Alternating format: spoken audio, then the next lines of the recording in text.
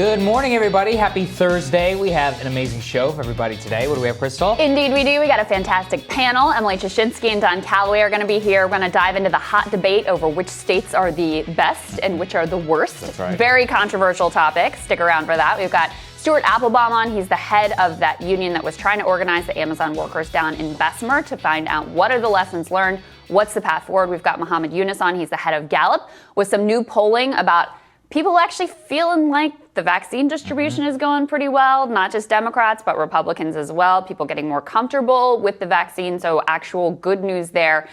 And we wanted to start with some other good news, which is what President Biden had to say yesterday about the imminent withdrawal from Afghanistan. That's right. And look, of course, devil's in the details here. But I think this was an incredibly, at least poignant moment, if he means it. And that's a big, big if. So you can see there on the left, which was President Bush announcing that American troops are entering Afghanistan October 7th, 2001. And on the exact same spot, President Biden's there saying that we are going to be leaving Afghanistan by September 11th, 2021. Wow. The White House Treaty Room, which is, there's a lot to be said in terms of symbology of Bush doing it from there. But Biden's speech, I thought it hit all absolutely of the right notes from that treaty room. Let's take a listen to what he said. American troops shouldn't be used as a bargaining chip between warring parties and other countries. You know, that's nothing more than a recipe for keeping American troops in Afghanistan indefinitely. I also know there are many who will argue that we should stay fighting in Afghanistan because withdrawal would damage America's credibility and weaken America's influence in the world. I believe the exact opposite is true. We went to Afghanistan because of a horrific attack that happened 20 years ago. That cannot explain why we should remain there in 2021. I mean, yeah, I agree with you. I particularly like their talking about the American troops should not be used as bargaining chips in the warring parties. That's what I warned about a lot yesterday, which is that Afghan government is going to be doing everything they possibly can in order to kill this thing. And the Pentagon, and we're going to get to this, extraordinarily upset about Biden's decision. There's a lot of vested interests, and they have often used the American troop presence as the bargaining chip for why we can't leave. And actually, in reality, what it does is just props up this like festering wound in Afghanistan of these like crappy government on one side, Taliban on the other side. And I actually thought what he did after the speech, going to Arlington National Cemetery and actually making some remarks there and really just hitting home, like, look, why the hell were we in Afghanistan in the first place was the right way to do it. Let's take a listen to that. Was it a hard decision to make, sir? No, it wasn't. To me, it was absolutely clear. Absolutely clear. We went for two reasons. Get rid of bin Laden and the end of safe haven.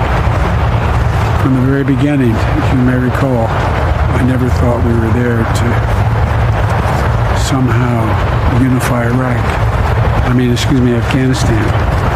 It's never been done. Yeah, I mean, that is the key point right there. Why were we there in the first place, okay? To get bin Laden and to end the safe haven. And the reason that this thing has been justified again and again, year after year after year, president after president after president, is because they keep changing the goal, changing the conditions, changing the mission to be all sorts of things that were never, ever intended.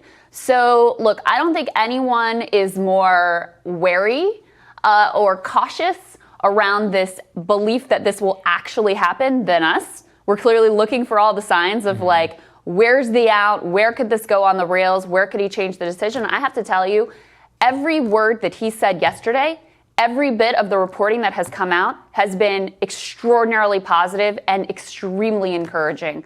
Obviously, we're going to keep our eye on it.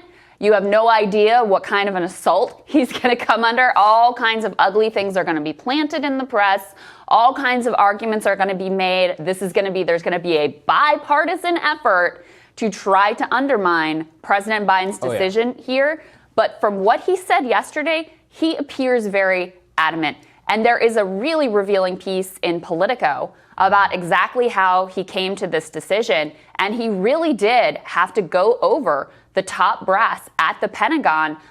They actually have a quote here that basically says, look, Anthony Blinken is really running the show. He's Secretary of State. He's the one who really made the decision. So it's a return to civilians actually having control and actually being the ones who lead the charge, make the decision, and move forward with it. Again, we are going to keep our eye on this to make sure that they don't waver now that they have taken this bold stance. But everything he said yesterday was spot on. Yeah, look, there's a lot of runway till September 11th, 2021. And these people are not leaking to Politico as an accident. What they want to do is this is this perverse and sickness of this. They want more violence. They want the violence to go up. They want an American soldier to be killed or something so they can see, this is why we got to stay. And they're making it known that they were the ones who made it very clear, if you withdraw and there's violence, it's on you, man. And because there are useful idiots in Congress who have often bought this line,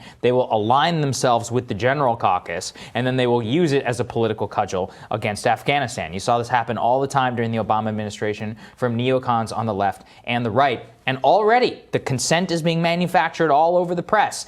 New York Times, Afghans wonder, what about us? Which is all about women's rights. Same thing in The Guardian. People are like, women in Afghanistan cry. And I feel bad. Like, honestly, yeah, it sucks. Horrible but situation. That does not mean it is the job of the United States in order to guarantee that, especially after 20 years of trying to do so. Billions of dollars spent, $100 billion there spent on the Afghan National Security Forces. So how this all comes to an end, I have no idea. It is heartening, at the very least, to see, finally, I mean, I've been waiting for this for like 15 years. The entire reason I'm in politics is because of the wars in Iraq, in Afghanistan, and just like outrage over it. And every single time these people have won. And if they were finally and truly defeated here, that's a huge if. They will still probably win on many other fronts whenever it comes to elsewhere. But this is really their golden goose. And I think that that is something we ignore. In terms of military expenditure, yeah, I know, like Germany, Ukraine, etc.,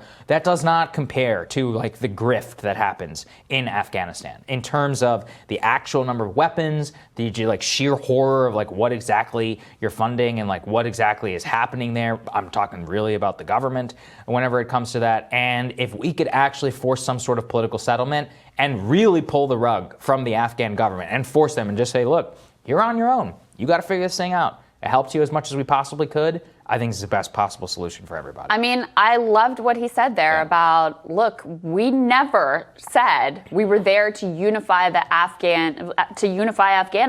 No one has ever been able to do that. Literally. Yeah, exactly. So it's an actually realistic view of what's going on there. And I'm also heartened by, look, we covered all the people crying about women's rights in Afghanistan. We have to stay, making the woke case, making the, you're going to foster terror again, we're going to have another 9/11. All of those cases were made in the press and by politicians on both sides of the aisle before this decision was made. And that's also encouraging because you see that he saw these arguments that were being made. He saw the political danger, and he does face, look, this is popular with the American people, but this is politically dangerous too. There's a reason why president after president after president has backed down, and he pushed forward anyways. This is the key quote, I think, from this Politico story about how he overrode the Pentagon brass. They say behind the scenes, it is Secretary of State Anthony Blinken and National Security Advisor Jake Sullivan who are truly, quote, running the Pentagon, according to two former officials familiar with the discussions. Quote, the Pentagon is not making these decisions. The civilians are actually making the decisions. Will that hold? Will they stay strong where they are today? Who knows? They are going to take so much incoming, and there is so much money slushing around this town. Politicians getting campaign donations. Jean Shaheen was out there. We talked about it yesterday, blasting the decision. Guess what? Of course, you look into her campaign finance reports. Anna Kasparin actually pulled this up. Tons of defense contractor money. No surprise. You got people who this is critical to their bottom line. You got people who this is critical to their power, to their career interests, and they will do everything to make sure this does not actually come to pass. But so far, I just have to say, kudos to Joe Biden for showing some spine yesterday and making an incredibly compelling case to exit. Yeah, that's right. And look, just to give you an idea of what he's up against, Republicans, Democrats, Adam Kinzinger, new neocon, never Trump darling of CNN and the media. Here he is. Take a listen. We're there to train and assist and do counterterrorism missions and stiffen the spine of the Afghan military. Are there challenges? Of course. But you know what we haven't had in the last 20 years? We have not had a terrorist attack in the United States of America that was planned and executed out of Afghanistan. Oh, so that's worth, X number of guys dying. Is there any real evidence that their presence there is what stopped anything here? No. This is all BS, and this is something that they will just continue to hammer home. Expect people like Kissinger, Liz Cheney, and more. They already dominate the airwaves. They're already media darlings because they voted to impeach Trump or whatever, which is fine, however you think about that. But the fact that they have been elevated there up to that status, now their voice matters. Now you have Max Boot out there talking about women's rights in Afghanistan. Bill Krystal, some of the most beloved people of the media of the never Trump age, are actively trying to subvert even Biden on this. And, they have to be defeated really at all costs. I will say one thing which is heartening, which is that the Pentagon used to be so powerful, and so they used to run, and they still are, but they used to run the media in a way that they just don't anymore. And that is just somewhat heartening to see that Biden could still do this. Now, will it come to fruition? I don't know. But the way they rolled Obama, the way they rolled Trump was insane. Yeah. And the fact that Biden actually got it done this time, at least in the order, because at the very least, you can't draw that back. They're going to lie. They're going to try and reclassify troops, all of that. And we're watching every single one of these here. But even getting to the point where you can make that speech from the treaty room of the White House, look, Obama failed. So did Trump. So did Bush. I mean, it's not like Bush ever really wanted to. But Obama and Trump both completely failed at the ability to do that. And so, I am at least heartened that that was able to be done by the president. And I do think, as I said yesterday, that the hopeful take is that because he's been in Washington for so long, because he's been in the White House for so long, he has seen the way this is played out year after year after year. And that actually that experience is something he learned from and is why we're able to get this decision right now. The last thing that I'll say is, we talked about the neocons on the Democratic side and the Republican side.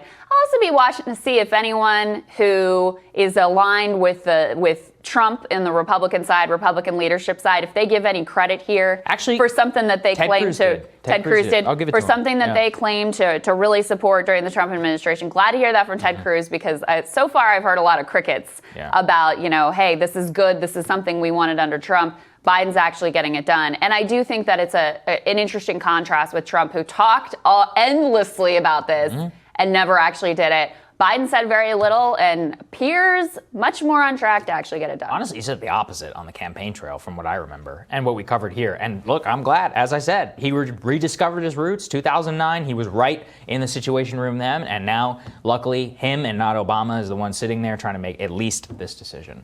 We're going to tell you what's on our radars. That's next.